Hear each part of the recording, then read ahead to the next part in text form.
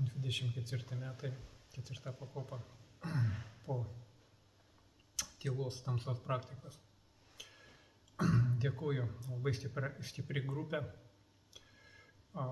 Dėkuoju organizatoriui, erdvei ir šeimininkam.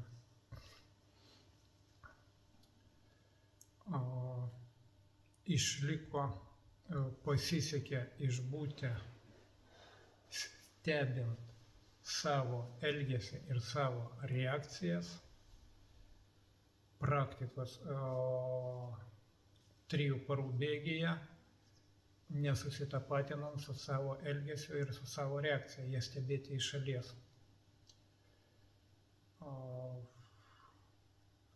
Net ir tas praktikas, kurias dariausi, jos buvo labai gilios ir vis tik tai aš nebuvau jose, aš jas stebėjau iš šalies.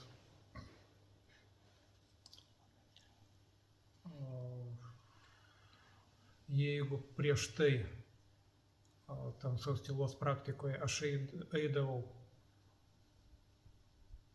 kuo užimti save, aš padarysiu, aš veiksiu, dabar stebėjau tą savo elgesį ir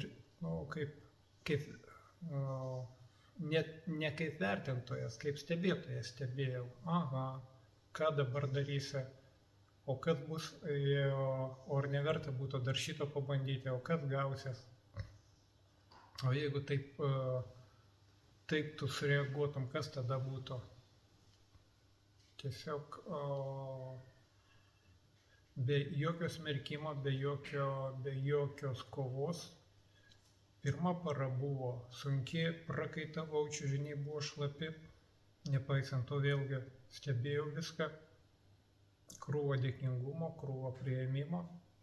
Antra para jau tos valymosi buvo žymiai mažiau, tik segmentiškai kūnas prakaitavo. Vėlgi tą priėmiau su dėkingumu, su supratimu,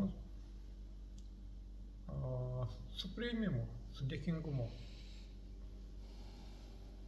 Trečia para nuosekli, vientisa, šviesi, rami, darni. Dėkuoju erdvei, dėkuoju visiems.